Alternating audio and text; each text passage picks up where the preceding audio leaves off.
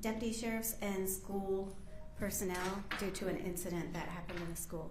So Sheriff Al Nienhuis and Mr. John Stratton, Superintendent of Schools, will be coming up to speak.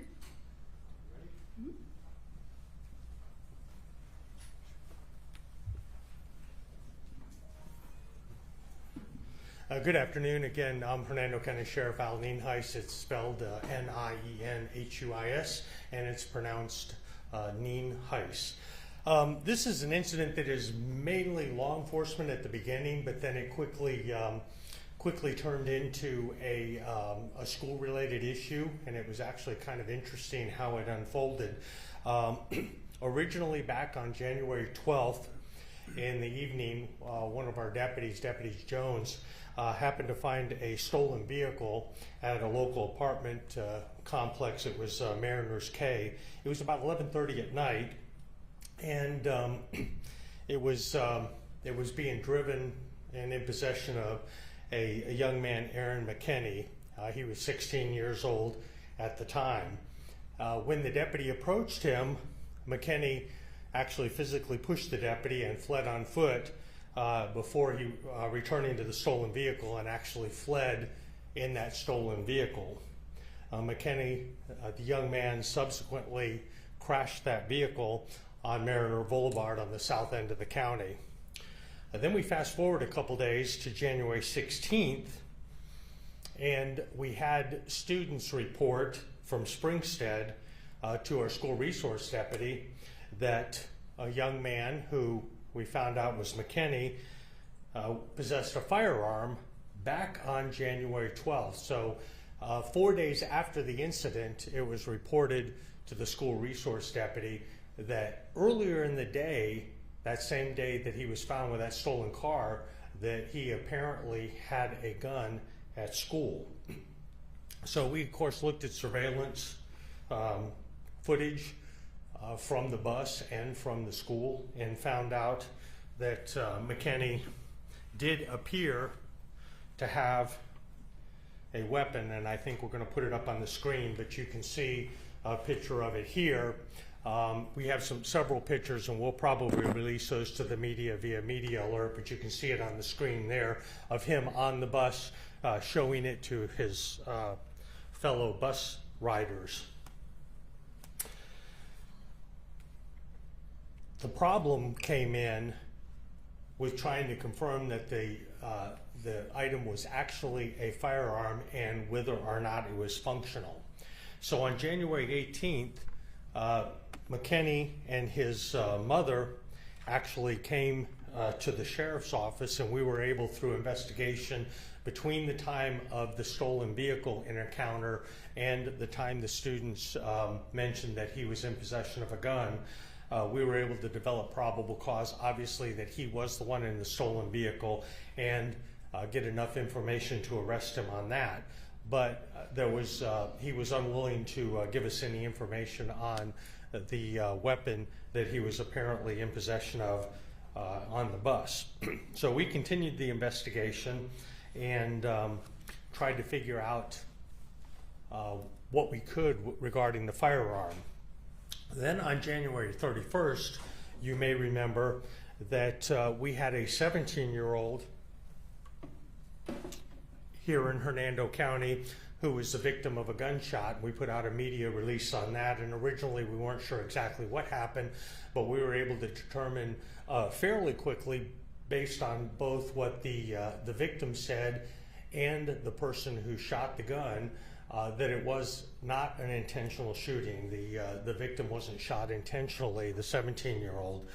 But upon doing further investigation, we were able to determine that that weapon, through both a unique sticker that's on the handle of the weapon there, as well as witness statements, that in fact was the same gun that was on the bus a couple weeks earlier. So then on February 7th, we were able to, after several different interviews and meeting with the state attorney's office and making sure they were on board, we obtained an additional juvenile pickup order for McKinney, who is now a former student, there's another picture of the gun, of Springstead High School. He was apprehended and charged with Florida State Statute 790-115, and here's a picture of him. We charged him with possessing or discharging weapons or firearms at school-sponsored event or on school property, and he was transferred to the Department of Juvenile Justice in Ocala, and he is still currently in custody there. Detectives are still actively working, and I don't know if we've got a confirmation. I got some information as of just a few minutes ago. We're still trying to determine exactly where the weapon came from and whether or not it was actually stolen, but there's some indication that we're obviously concerned that it may have been stolen. And that leads us to the ask here, and Superintendent Stratton will probably say a few words on this, but the young man who was accidentally shot, that occurred quite some time after the original incident that occurred on the bus. And had those students, we applaud the students for coming forward and telling us that there was a weapon on the school bus, but had those students come forward immediately, we might have prevented the 17-year-old who, by all accounts, was a good student, and wasn't in any trouble, wasn't getting into any trouble by anybody we've talked to, but now he is the victim of a gunshot wound because of a gun that was being passed around. We've believed several students after McKinney had possession of the gun between the time it was seen on the school bus and the time it was used in the accidental shooting. So the bottom line is the students need to step up and let us know when something like this happens, and I think Superintendent Stratton will talk a little bit more about that, but I think one of the most important things that we appreciated, if you get out to your listeners, is that when somebody does give us information and they want to remain anonymous, and they go through one of these, through Crime Stoppers or through Fortify Florida or any of those other avenues that allow them to remain anonymous, and we understand why they want to do that, it is critically important that they give us as much information as they possibly can, because oftentimes these anonymous complaints come in and they give us very little to go on as to what is actually occurring, when it occurred, who was doing it, and so forth. So the who, what, why, when, where, and how in those anonymous complaints is very important, because it allows us to track down those incidences much, much faster, and maybe prevent somebody from getting hurt or killed with that firearm if it is seen in a place that it shouldn't be, being possessed by somebody who should not possess it. So I'm going to turn it over now to our school superintendent to talk a little bit about it from the perspective of the school and what's being done from that perspective. So, Superintendent. Thank you, Sheriff. First and foremost, I want the community, our parents, our students to know that no tolerance is no tolerance. If you're bringing a weapon onto any of our campuses or our properties, you will be expelled and you will face possible arrest in that process. Parents, we need your help in this. We need you to set aside some time tonight and talk to your children. Let them know the seriousness about weapons and what that means, but don't stop there. Have a conversation with them around threats or acts of any kind of harm towards somebody else. That will not be tolerated. We'll certainly put you up for expulsion if that's the case, and recommend any kind of law enforcement intervention we can possibly have. I want to take a moment and commend those students, as the sheriff said, for coming forward and letting us know. And I want to reiterate what he said. It needs to happen more immediate. Please. Our #1 priority is to keep everyone safe, all of our students and staff safe. So let us know. There are plenty of tip lines, as mentioned. We have social media that we use here at the district office. The sooner you let us know, the sooner we can make sure each of you stays safe. I also want to thank the school staff there at Springstead High School. They acted swiftly to ensure our kids remain safe, not just that day, but when they return to school the next day. And then finally, I want to take a moment and thank the sheriff and his team. They too acted very swiftly, made sure, investigated, got to the bottom of what was going on.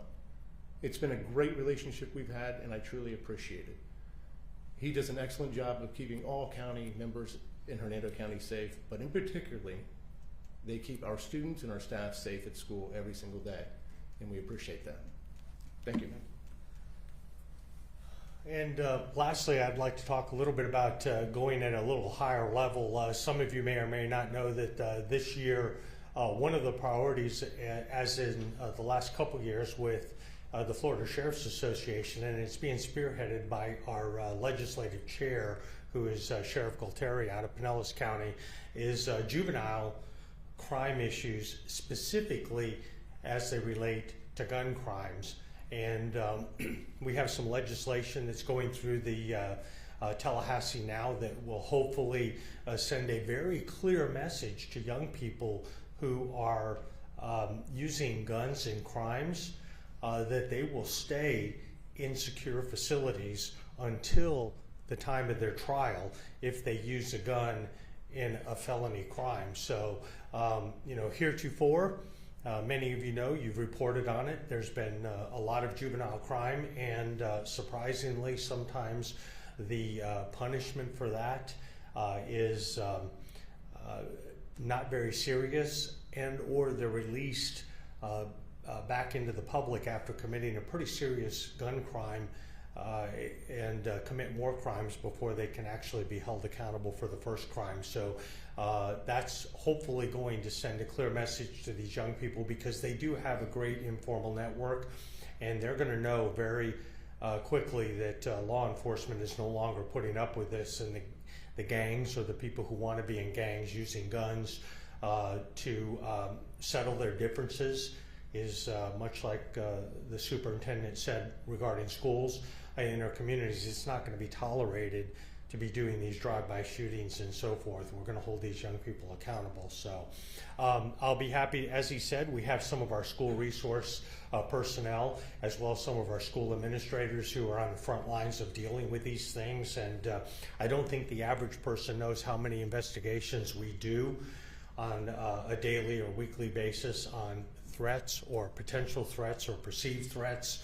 And we do everything we possibly can to cross our T's and dot our I's to make sure that if we get information there might be a threat of violence, that we track it down to make sure that individual doesn't have the capability of doing that violence. So with that being said, myself or the superintendent or even some of my people will be happy to answer any questions if anybody has any from the media. Sheriff, is he being charged as an adult or as a juvenile?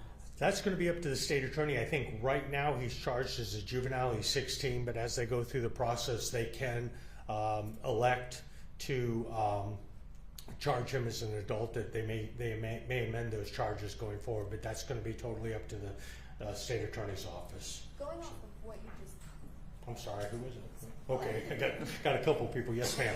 going off what you just said and talking about juvenile gun crimes, this was a situation where it sounds like there were multiple incidents. This kid had a gun in multiple different incidents. And can you just speak further to the severity of this and kids getting their hands on guns, how dangerous that can be? Well, I think we've all been there.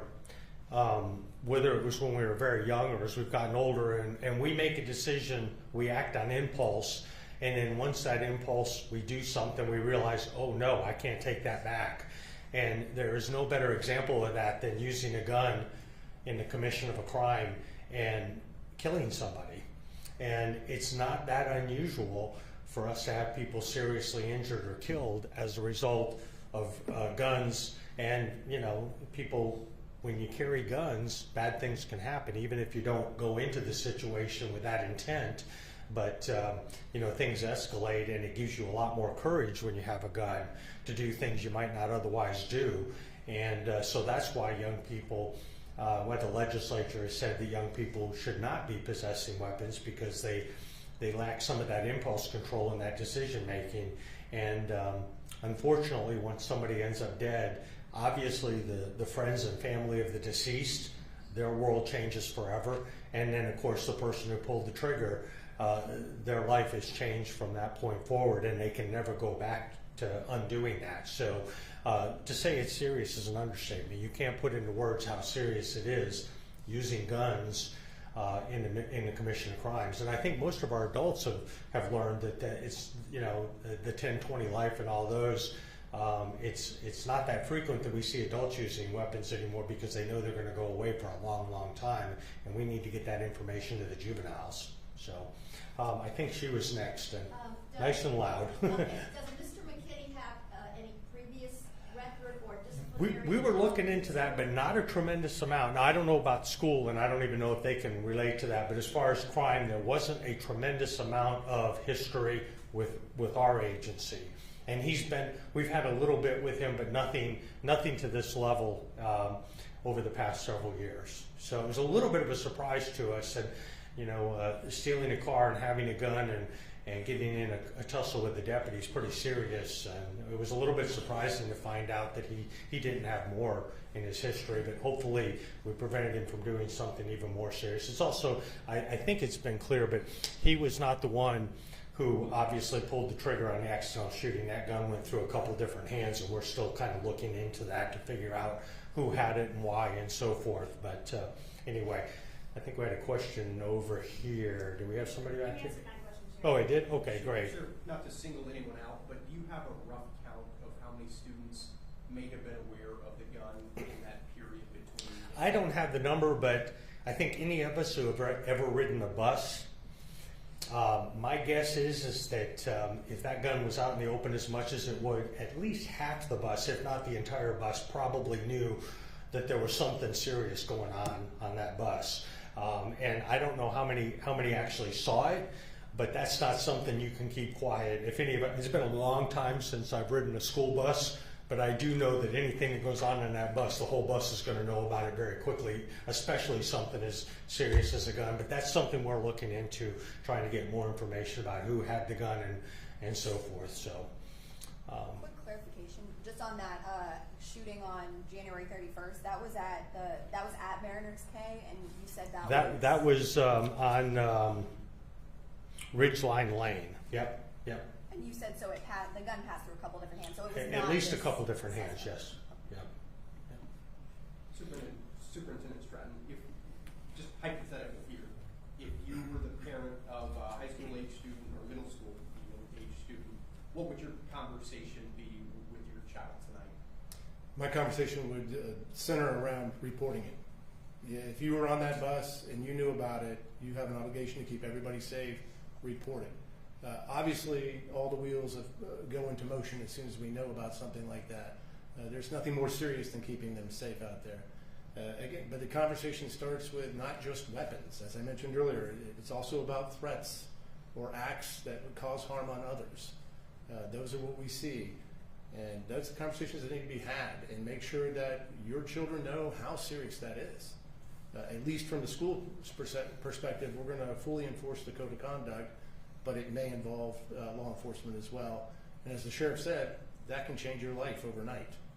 So those are the conversations I'd be having, is make sure we all have an obligation, every one of us, to keep each other safe.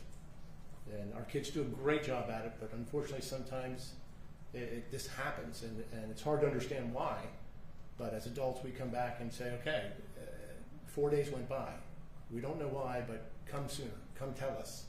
You have every avenue to let us know anonymously. And that number one goal for everyone. And in my heart, I know people, but in particular kids, want to be safe. And so they take it seriously, many of them. So it's hard to understand how this happens, but it did, and now we just educate them. But that starts with home conversations. Just to kind of follow up, I was thinking about that, talking about a conversation. I think we all, one of the advantages of having been in this business a long time, you have issues that you can look back on and reflect on, and you want to do anything you possibly can to prevent that from happening again.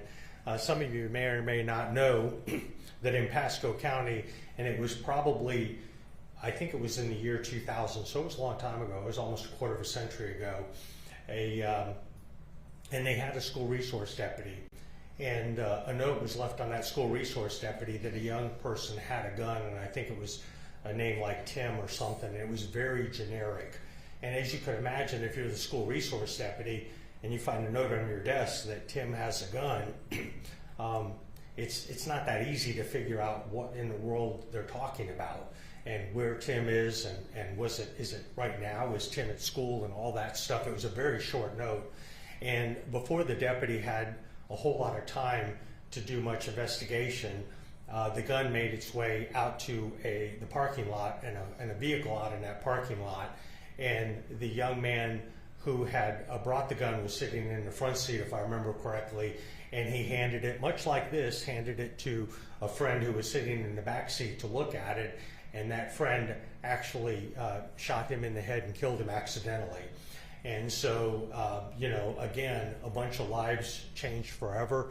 I'm sure there's a school resource deputy that to this day he's wondering what he could have done in the few minutes it took from the time he got that note to the time that student was deceased. So, and that's why I really hit home. If you're going to be anonymous, we got to have as much information as we can, because the more information we have, the shorter the time is going to be from getting that information to finding that gun and maybe saving a life. Unfortunately, we can't measure how many we save. We only can measure how many we don't save. So with that, if you don't have any other questions, do you have a question? Just to clarify, no one's been charged with the person who shot the 17-year-old. There's been no charges on the accidental shooting, no. We're still looking into the whole situation, but we wanted to get across that, you know, the gun on campus, I know parents are concerned about that we did track that down. We're able to prove it was definitely on campus, it was a functional gun, and the person that had it on campus is being held accountable for that. And how severe were the injuries in that particular incident? I'm not sure, but they weren't life-threatening. I think the young person's going to recover, and as I said, this was, everything we hear was a good kid, you know, and he was just happened to be in the wrong place, he was at the wrong house at the wrong time, but anyway, that's as far as I can go into that. So, all right, thank you all very much for coming. Our public information officer will be sending you some of those pictures that are up there via media alerts, so you can have those for your copy. So thank you all for coming, appreciate it. Oh, yeah.